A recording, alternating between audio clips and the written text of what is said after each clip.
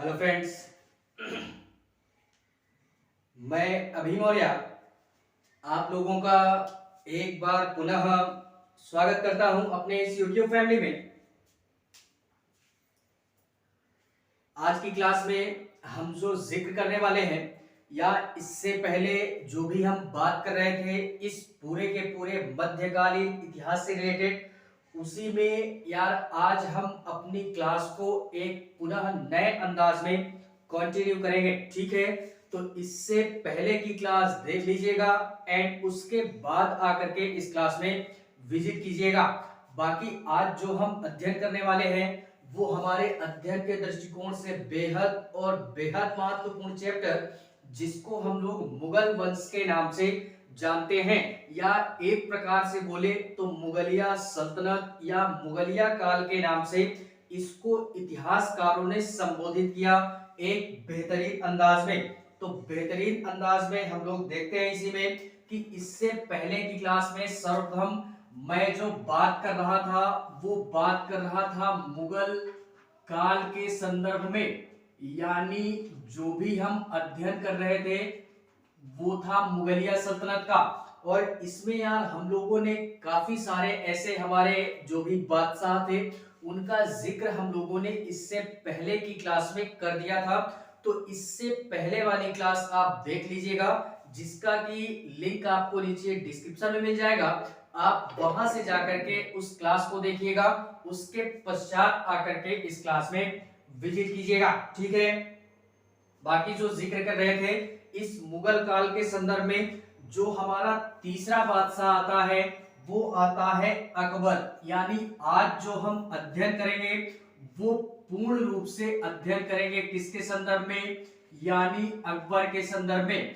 ये हमारा मुगलिया सल्तनत का तीसरा बादशाह होता है जो कि पूर्ण रूप से दिल्ली वाले क्षेत्र में अपनी सल्तनत को या अपनी सत्ता को स्थापित करता है, और यहीं से पूर्ण रूप से मुगलिया सल्तनत एक स्थायित्व रूप प्रदान कर पाती है।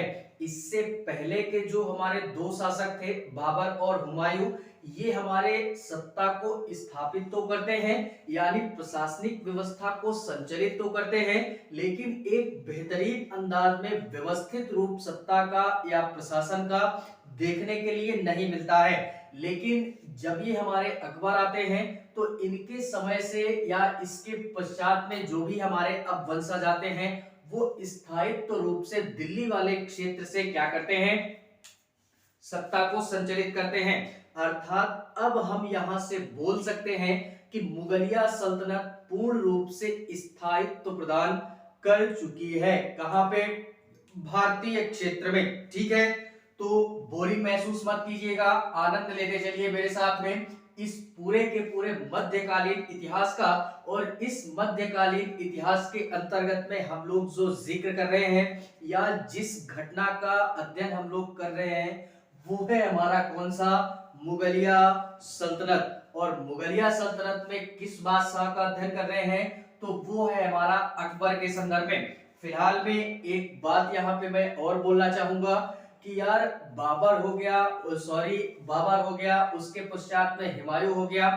हुमायूं के पश्चात में 15 वर्षों का गैप भारतीय क्षेत्र में देखने के लिए मिलता है, जहां पे इस 15 वर्षों के बीच में हमारा मुगलिया सल्तनत क्या होती है, समाप्त हो जाती है, और यहाँ पे बीच में सूर्यवंश स्थापित होता है। तो फिलहाल में इस सूर्यवंश का जो जिक्र है ये बीच में 15 वर्ष का जो गैप था, अर्थात एक प्रकार से बोले तो 1540 में हमारा जो भी हुमायूं होता है ये निर्वासित जीवन व्यतीत करता है। इसके पश्चात में 56 में पुनः ये लौट के आता है भारतीय क्षेत्र में, तो पुनः वहां से मुगलिया सल्तनत स्थापित होती है। तो इसका मतलब तनिक भी समस्या उत्पन्न मत होने दीजिएगा, ये सूर्यवंश का जिक्र मैं बाद में कर दूंगा जब हमारी मुगलिया सल्तनत समाप्त होगी। फिलहाल में यहाँ पे एक क्रम वाइज या एक क्रम अनुसार हमारा अध्ययन हो सके, इस कारणवश मैंने बीच में सूर्यवंश को छोड़ दिया। इसका जिक्र हम जब पूरा का पूरा मुगलिया सल्तनत समाप्त करेंगे उसके पश्चात में हम सूर्यवंश का जिक्र करेंगे, जो कि इसकी तारीख 1540 से 1555 के मध्य का इतिहास हम लोग सूर्यवंश के तौर पे जिक्र करेंगे।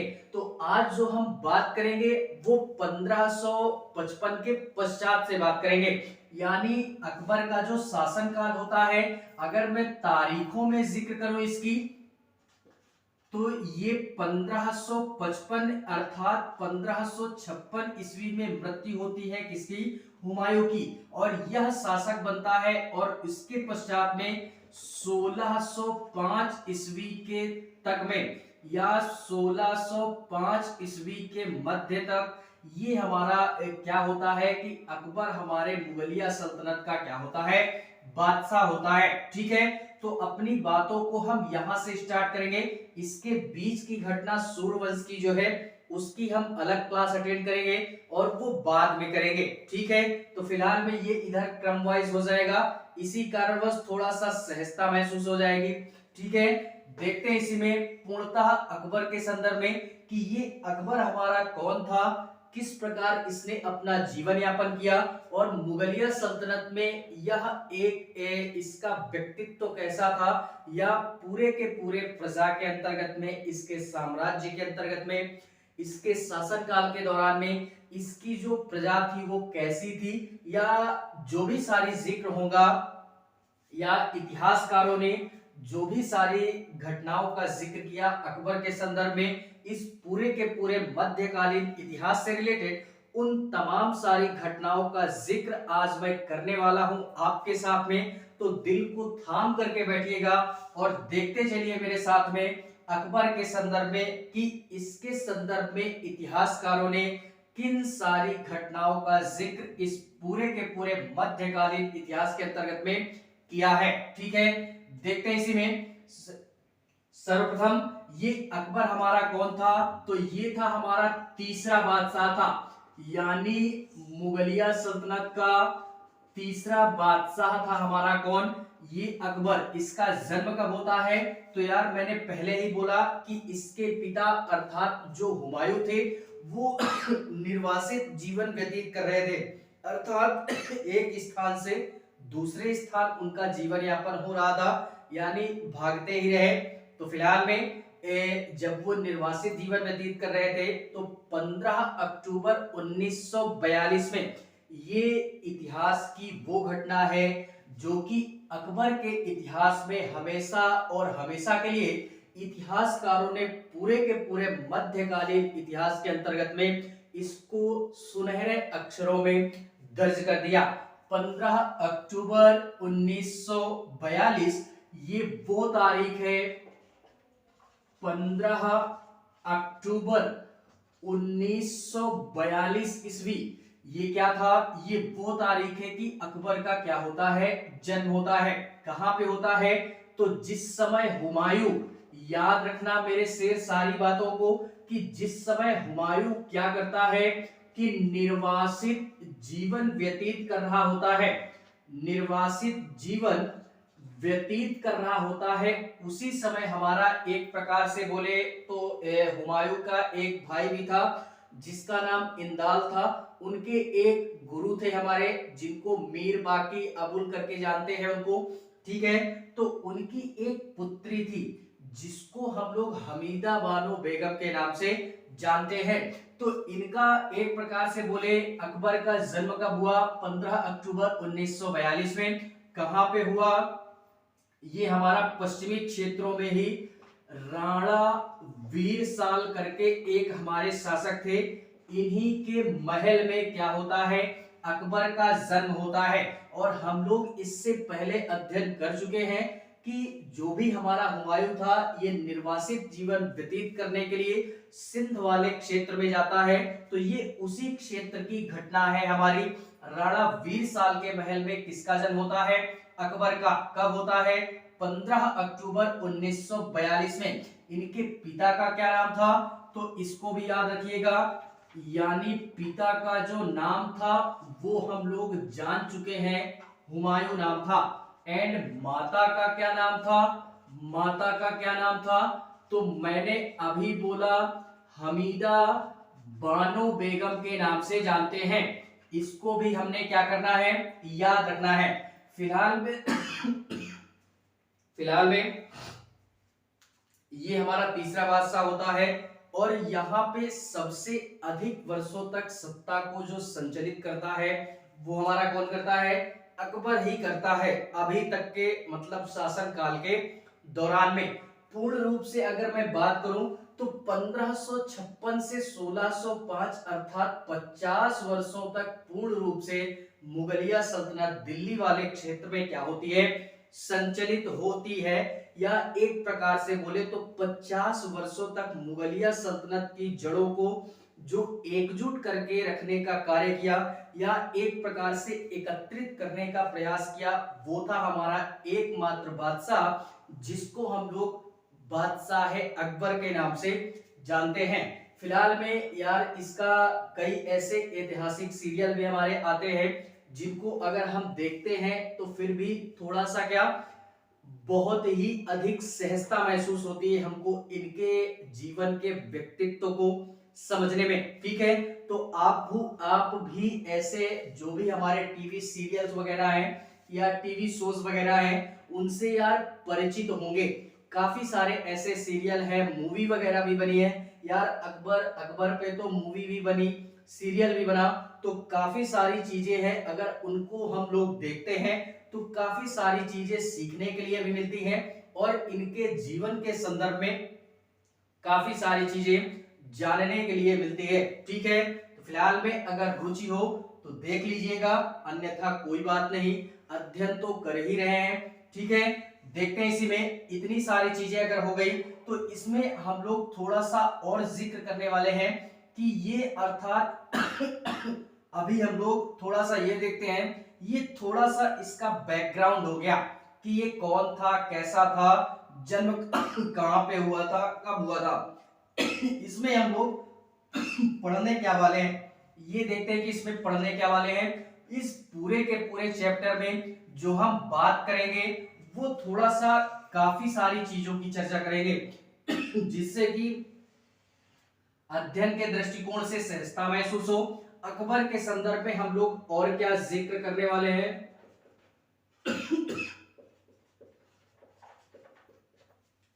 इसमें जिक्र करेंगे। फिलहाल में हम लोगों ने जन्म वगैरह का जिक्र कर ही दिया।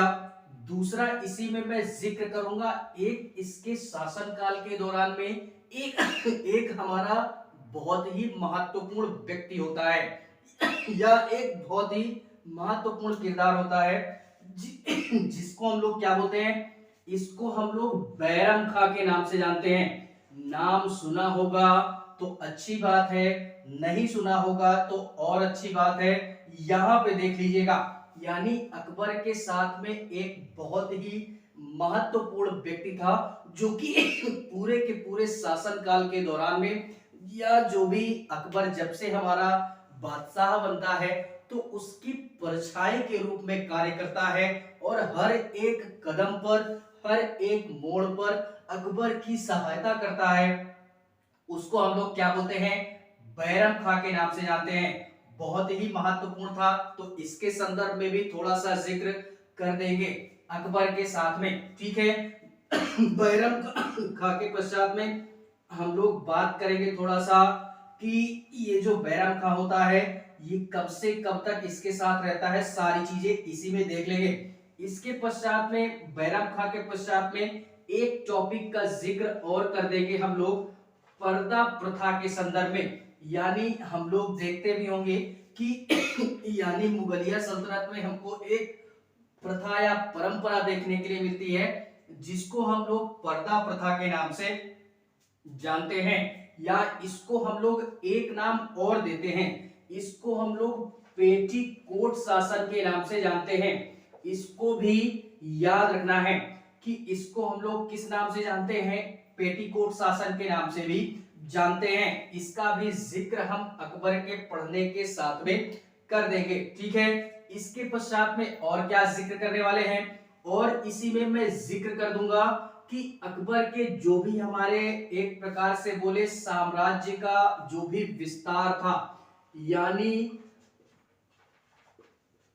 साम्राज्य विस्तार के संदर्भ में इसका भी जिक्र मैं कर दूंगा कि अकबर ने हालांकि जो भी सारा सिस्टम था अपने पिता के पश्चात में इसने अपने साम्राज्य को सुदृढ़ीकरण करने का प्रयास किया और एक विस्तृत रूप भी प्रदान किया अपने शासन काल के दौरान में। अर्थात 50 वर्षों का जो भी शासन काल था इसका, अकबर का, इसने काफी सारे कार्य किए।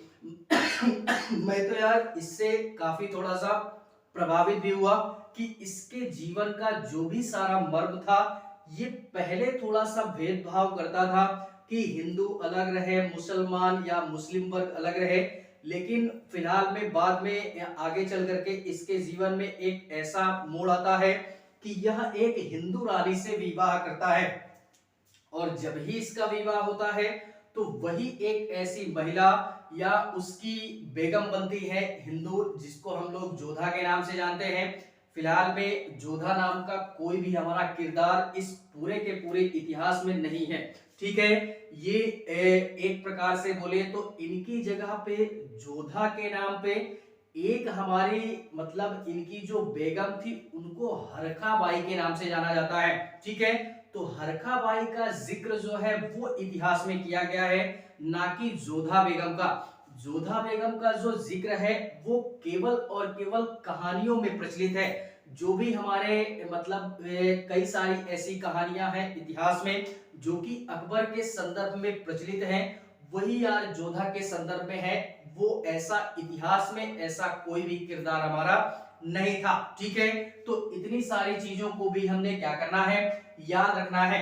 साम्राज्य विस्तार के पश्चात में और क्या जिक्र करने वाले हैं, और हम जिक्र करेंगे इसी में किसका, यानी इसमें हम लोग अकबर के प्रमुख वर्षों का जिक्र कर देंगे, यानी कि किस वर्ष उसने क्या किया, तो कुछ तारीखों का जिक्र भी कर दूंगा मैं, ठीक है। और वर्षों के पश्चात में कुछ प्रमुख कार्यों का भी जिक्र कर देंगे, यानी इसने किन किन कार्यों को प्रोत्साहन किया या अपने शासन काल के दौरान में ऐसे कौन कौन से कार्य करवाए जो कि इसके साम्राज्य के हितों को सुनिश्चित कर सके, ठीक है। और बाकायदा इतिहासकारों ने उनका जिक्र भी किया है। और इतिहास में क्या, पूरे के पूरे मध्यकालीन इतिहास के अंतर्गत में जो भी चैप्टर बनाया गया इतिहासकारों के द्वारा मुगल वंश के नाम का, इस मुगल वंश में तीसरा जो बादशाह था वो था हमारा शहंशाह अकबर, जो कि यार काफी प्रभावित शासक था और काफी एक प्रकार से बोले तो इसके अंदर धैर्य ज्यादा थी, शक्तिशाली भी था, लेकिन इसकी एक खराब आदत ये थी कि ये अनपढ़ था।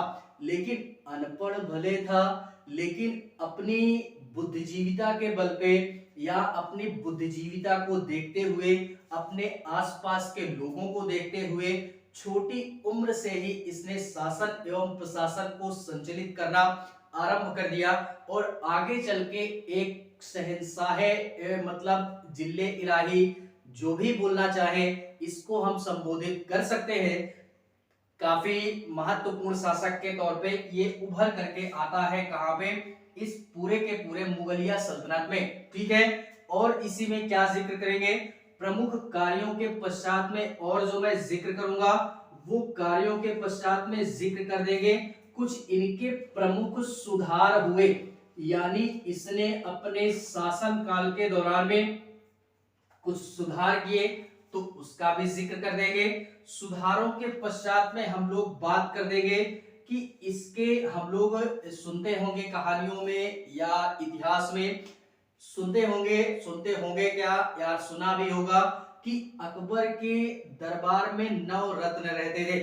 और ये 9 रत्न थे कौन कौन से, तो इन 9 रत्नों का भी जिक्र मैं इस क्लास के माध्यम से कर दूंगा कि जो भी हमारे अकबर के 9 रत्न थे वो कौन कौन से थे और ये 9 रत्न होते क्या है, ठीक है। तो इनका भी जिक्र हम इस पूरे के पूरे क्लास के माध्यम से करने वाले हैं। फिलहाल में इतने सारे टॉपिक पर्याप्त है। टॉपिक अगर देना चाहें तो कई सारे ऐसे हमारे तथ्य, कई सारे ऐसे टॉपिक हमारे निकल करके आएंगे कि जिनका अध्ययन अगर हम करते हैं तो हमारी स्वयं की एक बौद्धिक क्षमता तो विकसित होती ही है। फिलहाल में पढ़ने के लिए यार काफी सारी चीजें हैं। क्लास को एक बार देखिएगा, 2 बार देखिएगा, अगर समझ में आता है तो लाइक कीजिएगा, कमेंट कीजिएगा और क्या बोलना है यार, इसके पश्चात में एक बुक का अध्ययन अवश्य कीजिएगा, ठीक है। क्योंकि यार इस एक पूरी की पूरी एक क्लास के माध्यम से सारी चीजों का वर्णन या उन तमाम सारी घटनाओं का जिक्र नहीं किया जा सकता है। तो जो भी सारे हमारे अध्ययन के दृष्टिकोण से बेहद और बेहद आवश्यक तथ्य होते हैं, उन्हीं सारी चीजों को लेकर के पूरी की पूरी क्लास हमारी क्या होती है, बेस्ड होती है, ठीक है। बाकी तनिक भी दुविधा उत्पन्न मन होने दीजिएगा, इतना पर्याप्त है हमारे अध्ययन के दृष्टिकोण से, ठीक है। देखते हैं इसी में अब हम जो सारी बातों का जिक्र करेंगे वो इसमें हम लोगों ने जन्म का जिक्र कर दिया और ये शासक कब बनता है, मैंने पहले ही बोला कि ये शासक क्या बनता है, इसका जन्म पहले कब होता है, कि इसका जन्म होता है 15 अक्टूबर 1942 में। यानी हुमायूं जब 10 वर्षों का एक प्रकार से बोले जीवन यापन करके निर्वासित होकर के चला जाता है शेरशाह सूरी के डर से, तभी उसी सिंध वाले क्षेत्र में एक हमारे राजा होते हैं राणा वीरसाल, इन्हीं के महल में इनका जन्म होता है, ठीक है। इसके पश्चात में जब इनका पिता पुनः वापस आता है 1555 में, तो एक वर्ष के दौरान में ही उनकी मृत्यु हो जाती है। यानी दीन पनाह का निर्माण हुमायूं ने करवाया था, उसी के पुस्तकालय के सीढ़ियों से गिर करके हुमायूं की क्या होती है, मृत्यु हो जाती है एक वर्ष के पश्चात में, ठीक है। उसके पश्चात में उनका पुत्र, जैसा कि हम लोग जानते हैं इस्लाम धर्म में एक हमारी परंपरा थी उस समय कि राजा का पुत्र ही राजा बनता था, ठीक है। तो इसी को हम लोग राजतंत्र का दौर बोल सकते हैं। ये परंपरा थी कि राजा का पुत्र ही राजा बनेगा, अन्यथा और दूसरा व्यक्ति शासक या बादशाह नहीं बनेगा। तो उस समय हमारे हुमायूं का जो पुत्र था वो था हमारा अकबर। कौन था? अकबर। इसका जन्म 15 अक्टूबर 1942। ये शासक कब बनता है?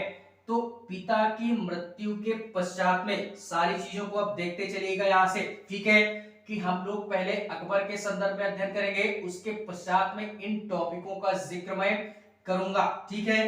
देखते हैं इसी में कि अकबर बादशाह कब बनता है। तो यार डेट याद करने में तनिक भी दुविधा ना होगी, क्योंकि मेरे जो भी शेर हैं इस डेट का बड़े ही बेसब्री से इंतजार भी करते हैं। और 14 फरवरी 1956 ईस्वी ये इतिहास के सुनहरे अक्षरों में दर्ज की गई इतिहासकारों के द्वारा एक ऐसी तारीख है जो कि हमेशा और हमेशा के लिए मुगलिया सल्तनत के इतिहास में अकबर के नाम पे दर्ज होकर के रह गई, जिसका अध्ययन आप और हम आज बड़ी ही बेसब्री के साथ में और बड़ी ही सहजता के साथ में करते हैं, ठीक है। तो फिलहाल में मैं यार तारीख पे फिर से जोर देना चाहूंगा कि 14 फरवरी ये वो तारीख है जो कि अकबर के इतिहास पे तो दर्ज है ही। 14 फरवरी साथ में एक दिन और मनाया जाता है जिसको हम लोग वैलेंटाइंस डे के नाम से जानते हैं। तो तारीख याद करने में दुविधा उत्पन्न नहीं होनी चाहिए। अभी तक दुविधा हो भी जाती, लेकिन अब मैंने बोल दिया तो अब याद हो जाएगा, अब भूलने वाला नहीं है, ठीक है। तो इसको हमने क्या करना है, याद रखना है। 1956 में ही उसकी मृत्यु होती है, अर्थात हुमायूं की। तो उसी की मृत्यु के पश्चात में 14 फरवरी 1956 को इनको क्या किया जाता है, इनका राज्याभिषेक किया जाता है। क्या किया जाता है? राज्याभिषेक किया जाता है। और एक बात यहाँ पे ये भी याद रखिएगा कि कोई भी जिस समय राजतंत्र का दौर था उस समय हमारी एक परंपरा टाइप में चलती थी कि कोई भी अगर राजा है उसका पुत्र यदि आगे चल के भविष्य में अग्रणी बादशाह या अग्रणी शासक की भूमिका निभाने वाला है तो उसके पिता के द्वारा क्या किया जाता था कि पहले किसी ना किसी राज्य का राज्यपाल घोषित किया जाता था। अर्थात वो गवर्नर के पद पर रहते हुए पहले कुछ प्रशासनिक व्यवस्थाओं को अपने अंदाज में सीखे कि किस प्रकार प्रकार से आगे चल के मुझे अपनी प्रजा का ध्यान रखना है, या किस प्रकार से आगे चल के अग्रणी भविष्य में यदि मैं बादशाह या शासक या सुल्तान बनता हूं तो किस प्रकार की परिस्थितियों का सामना मुझे करना पड़ेगा, या किस प्रकार की प्रशासनिक व्यवस्था किस प्रकार से संचालित की जाती है। इन तमाम सारे अनुभवों को लेने के लिए या इन तमाम सारे चीजों को देखते हुए, परिस्थितियों को देखते हुए, उनके अनुकूल रहते हुए राज्यपाल का पद बनाया गया था। राज्यपाल के पद पर रहते हुए वो इन सारी परिस्थितियों को देखते हुए सारी चीजों को सीखता था, और जब उसको काफी सारा अनुभव हो जाता था, साल 2 साल 4 साल 10 साल ऐसे जब अनुभव होता था प्रशासनिक व्यवस्थाओं का, तो उनके पिता के पश्चात में या तो पिता की मृत्यु हो जाती थी, उसके पश्चात में शासक बनेगा, या तो पिता फिर अपने आप एक प्रकार से होता है कि रिटायरमेंट की अवस्था, उस प्रकार से अगर पिता हटते हैं बादशाह के पद से तो फिर उस संदर्भ में भी उनका पुत्र क्या होगा, शासक बनेगा। तो इसलिए इनके सामने यार एक प्रकार से बोले तो ये बहुत ही छोटी उम्र में, ये बहुत ही छोटी उम्र में बादशाह बनते हैं। यानी उस समय यार हम लोग जानते हैं कि छोटा सा बच्चा क्या कर सकता है, यानी 14 वर्ष की आयु में क्या किया गया था कि ये बादशाह बनता है, अर्थात इसका राज्याभिषेक किया गया था। किसका? अकबर का। अब आप लोग जानते भी हैं और हम भी जानते हैं कि 14 वर्ष का बच्चा कितनी बौद्धिक समझ होगी, उसको पूरा का पूरा साम्राज्य दे दिया जाए चलाने के लिए। फॉर एग्जाम्पल हम यार अपने स्वयं को ही लेते हैं कि हमको अगर दे दिया जाए कि आप पूरा का पूरा भारतीय क्षेत्र अर्थात भारत पे अब मोदी जी का शासन नहीं होगा, अब आपका शासन होगा, आप क्या करोगे? तो आप थोड़ी देर के लिए तो खुशी महसूस होगी कि इतने बड़े पद पे बिठा दिया गया, लेकिन पता कुछ है नहीं, करना क्या है, कैसे करना है। और यार जब इतने बड़े पद पे बैठता है कोई भी व्यक्ति तो उसके सामने काफी सारे कार्य होते हैं और काफी सारा तनाव भी होता है, जिस कारणवश वह व्यक्ति स्वयं अकेले अपनी सत्ता को चलाने के लिए सक्षम नहीं होता है। इसी कारणवश कुछ हमारे पद बनाए गए, कुछ अन्य पद बनाए गए, कुछ अधिकारियों के पद बनाए गए, अलग अलग क्षेत्रों के अलग अलग अधिकारियों की सेवानिवृत्ति की गई, अर्थात उनको मतलब नियुक्त किया गया। तो जिनके माध्यम से जो भी हमारे शासक हैं या वर्तमान में जो भी हम होंगे या मोदी जी हैं, वो उन्हीं सारे अधिकारियों के माध्यम से अपनी शासन व्यवस्था को क्या करते हैं, संचालित करते हैं। अन्यथा यार एक अकेला व्यक्ति इस पूरे के पूरे भारतीय क्षेत्र को एक प्रकार से बोले चलाने में सक्षम नहीं होगा। ठीक है, तो इसी प्रकार से अकबर भी थे हमारे। ये हमारे जब शासक बनते हैं, शासक कब बनते हैं? तो शासक बनते हैं 14 फरवरी 56 में, और शासक बनने के पहले ये हमारे कहां पे इनका राज्याभिषेक किया गया था? तो ये उस समय एज अ राज्यपाल के तौर पे पंजाब वाले क्षेत्र में, कहां पे? पंजाब के कालानौर क्षेत्र में ये उस समय हमारा शासन कर रहा था, जिस समय इसके पिता की मृत्यु होती है और पिता दिल्ली में शासन कर रहा था। ठीक है, जैसे ही इसको खबर मिलती है कि पिता की मृत्यु हो गई तो ये पंजाब के कालानौर वाले क्षेत्र में ही मुगलिया सल्तनत के नाम पे इसको राज्याभिषेक कर दिया गया कि अब मुगलिया सल्तनत का अग्रणी जो आने वाला बादशाह है वो हमारा अकबर है, और इसकी आयु इस समय कितनी है?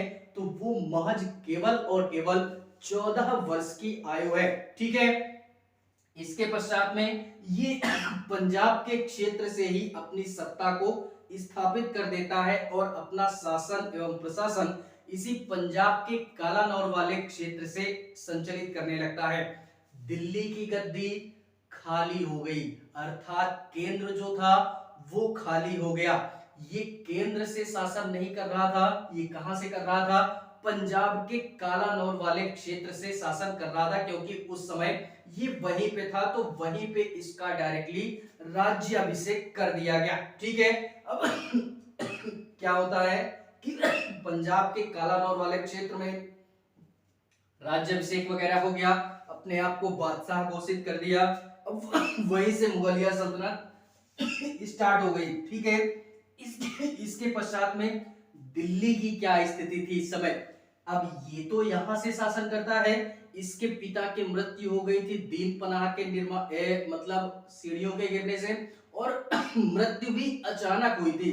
ठीक है, ठीक है, इसी कारणवश मृत्यु भी अचानक हुई थी, इसी कारणवश इसको अचानक ही शासक बनना पड़ा था, अर्थात बादशाह बनना पड़ा था। तो एक प्रकार से इसके सामने भी कई सारी चुनौतियां थी कि एक तो इतनी छोटी उम्र में बादशाह बना, तो अपने शासन एवं प्रशासन को संचालित कैसे करेगा, एक चुनौती ये। दूसरी चुनौती ये कि इसको मजबूरी में शासक बनना पड़ा था, क्योंकि इतना छोटा सा बच्चा, राजतंत्र का दौर अगर ना होता तो इनके अलावा अन्य किसी व्यक्ति को बादशाह बनाया जा सकता था। लेकिन इस्लाम धर्म में परंपरा ये थी कि पिता की मृत्यु के पश्चात में उसका पुत्र ही क्या बनेगा, बादशाह बनेगा, अर्थात शासक बनेगा। तो इनके सामने भी कई सारी चुनौतियां थी, मजबूरी में शासक बनना पड़ा था। तो इस समय दिल्ली की क्या स्थिति थी, इनका शासन प्रशासन तो यहां से चलने लगा, पूरा का पूरा अकबर अब शासक बन गया। अब ये पंजाब के कालानौर वाले क्षेत्र से मुगलिया सल्तनत आरंभ हो गई पुनः नए अंदाज में। अब इस समय दिल्ली की क्या स्थिति थी, दिल्ली में थोड़ा सा देखते हैं कि इसी मतलब मुगलिया सल्तनत का एक हमारा सरदार था या एक हमारा सूबेदार था, जो कि हुमायूं के समय से ही था। तो हुमायूं की जब मृत्यु हुई थी तो उसको वहां सूबेदार के रूप में नियुक्त किया गया था। उसको हम लोग तारदी बेग के नाम से जानते हैं। किस नाम से जानते हैं, इसको भी याद रखिएगा, तारदी बेग के नाम से जानते हैं। ये कौन था, तो मुगल सूबेदार था। इसको भी याद रखिएगा कि ये सूबेदार था मुगलों का, और इस समय दिल्ली पे ये तारदी बेग शासन कर रहा था। तो अब ये तारदी बेग शासन कर रहा था, इस समय एक व्यक्ति और आता है। अब ये यहां से रुचिकर थोड़ा सा बनता है, इतिहास में रुचि यहीं से आती है कि दिल्ली पे तारदी बेग का शासन था जो कि मुगलों के अधीन था, और ये अकबर के इशारे पे ही काम करता था। ठीक है, तो अकबर भी बेफिक्र था कि हमारा सत्ता तो दिल्ली पे है ही, जिस समय मैं चाहूंगा उस समय जाकर के मैं दिल्ली की गद्दी को मतलब एक प्रकार से संभाल लूंगा और अपने आप को स्वतंत्र बादशाह घोषित कर दूंगा। लेकिन इसी समय में एक हमारा व्यक्ति था जिसको हम लोग हेमू के नाम से जानते हैं। इसको भी याद रखिएगा, इतिहास में यही हेमू रुचि आता है, यानी एक हमारा हेमू नाम का व्यक्ति था। हेमू नाम का व्यक्ति था। अब ये हेमू कौन है, इतिहास में ये हेमू कैसे आ गया, तो हेमू के बारे में थोड़ा सा जानने के पहले थोड़ा सा जिक्र करते हैं। ये जो हेमू था ये हमारा आदिल शाह का सेनापति था। अब ये आदिल शाह कौन था, तो ये जो आदिल शाह है ये सूर्यवंश का एक प्रकार से हमारा शासक था। इतनी सारी चीजें क्लियर हो गई, सारी चीजों को देखते चलिएगा और आंख खोल करके, कानों को खोल करके मेरी बातों को सुनते चलिएगा और एक कहानी टाइप में मन में बनने दीजिएगा, जिससे कि पूरा का पूरा व्यक्तित्व तो अकबर का और इस अकबर के साथ साथ में जो भी हमारे इतिहास में घटित घटनाएं हैं इन पूरे के पूरे अकबर के संदर्भ में या तमाम सारी घटनाएं जो भी हैं वो पूरे मन मस्तिष्क में छपने वाली है। ठीक है, तो बोरिंग महसूस मत कीजिएगा, देखते चलिएगा। और मैं एक बार नहीं बार बार बोल रहा हूं कि दिल की धड़कन को थाम करके बैठिएगा कि अगर सारी चीजें होती हैं तो कैसे होती हैं। ये हमारा हेमू जो था ये कौन था, ये आदिल शाह, एक प्रकार से बोला मैंने आदिल शाह का कौन था, सेनापति था। आदिल शाह कौन था, तो ये जो आदिल शाह था ये सूर्यवंश का शासक था, सूर्यवंश का शासक था हमारा। ठीक है, इतनी सारी चीजें याद रखिएगा। अब थोड़ा सा देखते हैं हेमू के संदर्भ में। हेमू कौन था, आदिल शाह का सेनापति था। आदिल शाह कौन था, सूर्यवंश का एक शासक था। और इसके पश्चात में अन्य जो हेमू के संदर्भ में है कि हेमू जो था यह एक नमक का व्यापारी था उस समय, ठीक है, नमक का व्यापारी था और ये काफी गरीब भी था, ठीक है। तो इसके कार्यों को देखते हुए, इसकी गरीबी को देखते हुए जो भी सारा सिस्टम था, सूर्यवंश के शासक इससे काफी प्रभावित हुए। अब सूर्यवंश के शासक काफी प्रभावित हुए तो इसको अपने दरबार में रख लिया।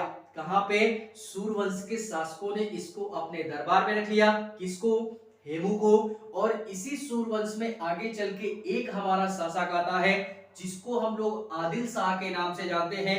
आदिल शाह इसके कार्यों से अति प्रभावित हुआ, जिस कारणवश इसने अपने दरबार में, स्वयं के दरबार में हेमू को एक पद दे दिया जिसको हम लोग सेनापति के नाम से जानते हैं। तो अब हेमू क्या हो गया? अब सेनापति हो गया। अब गरीब नहीं रहा वो, अब वो नमक का व्यापारी नहीं रहा। अब वो क्या हुआ कि अब वो सेनापति हो गया सूर्यवंश में आदिल शाह का। सेनापति का मतलब राइट हैंड होता है दोस्त, ठीक है। पूरे के पूरे सेनाओं का, चाहे जल सेना, थल सेना, वायु सेना, तीनों ही सेनाओं के अध्यक्ष को ही हम लोग सेनापति के नाम से जानते हैं, ठीक है। तो उस समय कौन था? हेमू था। अब हेमू बहुत ही बुद्धिजीवी भी था और बहुत ही शक्तिशाली भी था। इसने लगातार 22 युद्धों में अपनी जीत को दर्ज किया था। तो एक प्रकार से बोल सकते हैं कि हेमू जो था ये बहुत ही प्रतापी सेनापति के तौर पे जाना जाता है। और इतना ही नहीं, हेमू के संदर्भ में हम लोग इतनी सारी बखान क्यों कर रहे हैं, इतनी सारी चर्चा क्यों कर रहे हैं? क्यों? क्योंकि यही हेमू नाम का व्यक्ति क्या करता है कि अपनी मनसा को रोक नहीं पाता है। यानी ये देखता है कि मैं युद्ध जीतते जा रहा हूं, तो ये अपने आप को भूल गया था कि मैं दिल्ली वाले क्षेत्र पर अपनी सत्ता को स्थापित करने वाला हूं। इसकी महत्वाकांक्षाएं बढ़ती जा रही थी। जैसे जैसे ये युद्धों में जीत दर्ज कर पा रहा था, वैसे वैसे इसकी मनसा बढ़ती जा रही थी। इसकी महत्वाकांक्षाएं अब अपने बस में ना थी, बेकाबू हो चुकी थी। तो इस संदर्भ में अपनी महत्वाकांक्षाओं को इसने क्या किया? सर्वोपरि माना। और इसी संदर्भ में ये दिल्ली वाले क्षेत्र पर भी क्या करता है? आक्रमण करता है या अभियान चलाता है। और उस समय दिल्ली वाले क्षेत्र पे कौन था? तो मैंने पहले ही बोला, मुगलिया सल्तनत का एक हमारा सूबेदार था जिसको हम लोग तारदी बेग के नाम से जानते हैं। और इस तारदी बेग के खिलाफ हेमू ने क्या किया? अभियान किया। और अभियान करते हुए हेमू क्या करता है कि तारदी बेग को हरा देता है और तारदी बेग भाग जाता है। कहां पे? जब वो जान जाता है कि हार जाता है, मैं हार जाऊंगा, मारा जाऊंगा युद्ध में, तो वो दिल्ली की गद्दी को छोड़ करके कहा जाता है?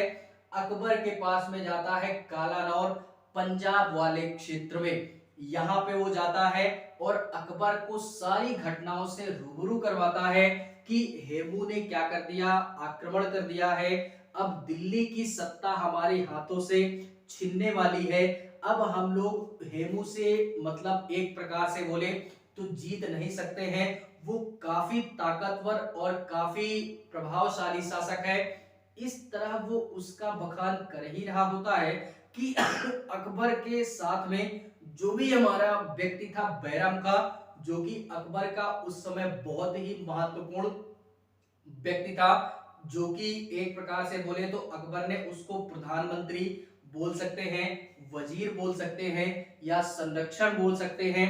ये अकबर का राइट हैंड से भी मतलब ऊपर था एक प्रकार से बोले तो, क्योंकि इन्हीं के संरक्षण में अकबर ने अपने बादशाहत घोषित किया था या अपने शासन एवं प्रशासन को आरंभिक दौर में या जिस समय ये बादशाह बना था उस समय में इन्हीं के संरक्षण में सारे कार्य होते थे, ठीक है। तो बैरम खां को गुस्सा आता है इन्हीं सारी चीजों को सोचते हुए कि बताओ, हमने उसको सूबेदार नियुक्त किया वहां पे हमारी सत्ता को संचालित करने के लिए, और ये गधा किस्म का व्यक्ति आकर के हमसे बोल क्या रहा है कि हम हेमू से जीत नहीं सकते हैं। हाँ, इस प्रकार का बखान वो करने लगता है, तो अकबर को भी गुस्सा आता है कि बताओ ये इस तरीके की बातें बोल रहा है, अपनी सत्ता को छोड़ करके हमारे पास भाग करके आ गया, गधा किस्म का व्यक्ति। तो बैराम खां और भी गुस्सा होता है, क्योंकि बैराम खां के इशारे पे ही अकबर सारे कार्य करता था, ठीक है। और वो इस समय बच्चा भी था, उतनी बुद्धिजीविता भी ना थी। इसी गुस्से में तारदी बेग की हत्या कर देता है कौन? बैराम खां। और बैराम खां जैसे ही हत्या करता है, तारदी बेग की हत्या हो जाती है। और इसी के पश्चात में दोनों प्लान बनाते हैं, एक सही रणनीति बनाते हैं अकबर और बैराम खां। और रणनीति के तहत या एक बड़े ही बेहतरीन रणनीति के तहत ये दोनों पहुंचते हैं दिल्ली वाले क्षेत्र में हेमू को पराजित करने के लिए। और यहीं पे एक बहुत ही महत्वपूर्ण युद्ध होता है, जो कि इतिहास में आज प्रचलित होकर के रह गया हमेशा और हमेशा के लिए। इतिहासकारों ने इस घटना का जिक्र भी किया इतिहास में बड़े ही बेहतरीन अंदाज में, जिसको हम लोग क्या बोलते हैं? पानीपत के द्वितीय युद्ध के नाम से जानते हैं, ठीक है। तो भारतीय क्षेत्र में जब ये पंजाब वाले क्षेत्र को छोड़ करके दोनों रणनीति बनाते हुए दिल्ली की सत्ता को प्राप्त करने के लिए जाना चाहते हैं, तो पानीपत वाले क्षेत्र में एक तरफ हेमू की सेना होती है और दूसरी तरफ अकबर की सेना होती है। यानी दोनों ही सेनाओं का आमना सामना कहां पे होता है? तो ये होता है पानीपत वाले क्षेत्र में। इसको भी याद रखिएगा, पानीपत के क्षेत्र में होता है और इसको हम लोग क्या बोलते हैं? पानीपत के द्वितीय युद्ध के नाम से जानते हैं। इससे पहले पानीपत का प्रथम युद्ध कब हुआ था? तो मैंने पहले ही बोला, पानीपत के प्रथम युद्ध से ही भारतीय क्षेत्र में मुगलिया सल्तनत हमारे स्थापित होती है 1529 ईस्वी में, ठीक है, जो कि बाबर करके गया था। दूसरा युद्ध अकबर करता है, किसके किसके मध्य में होता है? तो ये अकबर और हेमू के मध्य में होता है।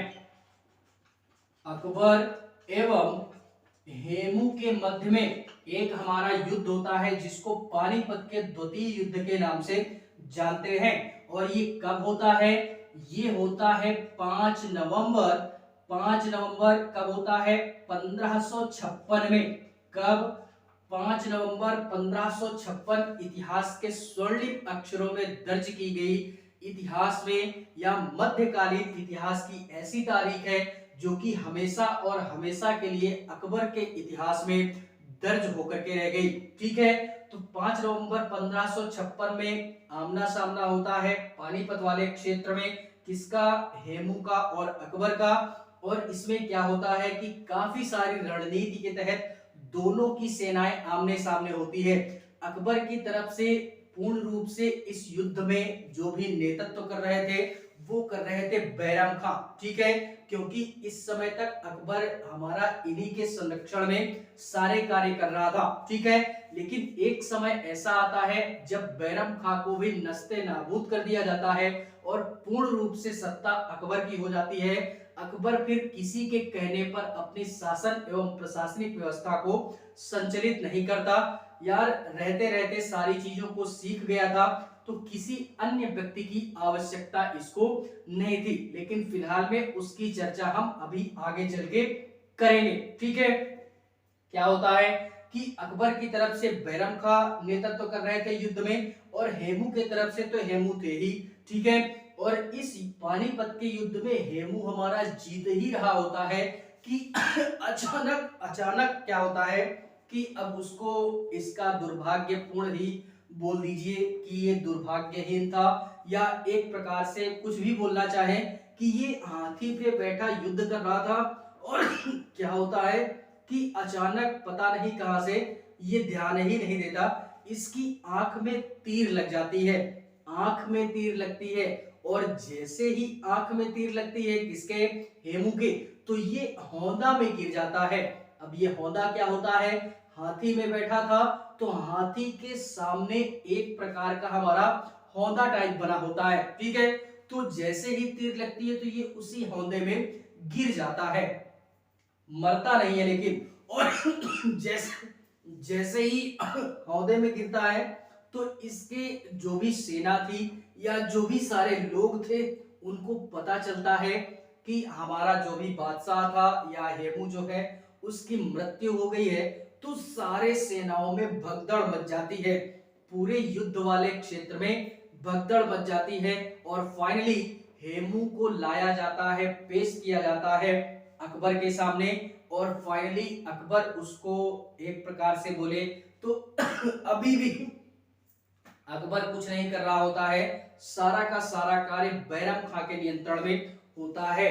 तो बैरम खां के पास में एक प्रकार से बोले लाया जाता है और इनका सर कलम कर दिया जाता है और सर कलम करने के पश्चात में हेमू की क्या हो जाती है, मृत्यु हो जाती है। तो ये था पूर्ण रूप से हेमू।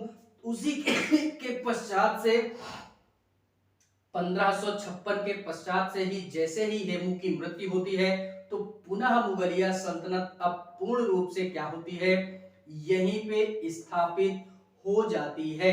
एक समय ऐसा लगा था कि अब मुगलिया सल्तनत दिल्ली वाले क्षेत्र पे स्थापित नहीं होगी, लेकिन पूर्ण रूप से अकबर और एक प्रकार से बैरम खां की वजह से पूर्ण रूप से मुगलिया सल्तनत पुनः दिल्ली वाले क्षेत्र में क्या हुई, स्थापित हो जाती है।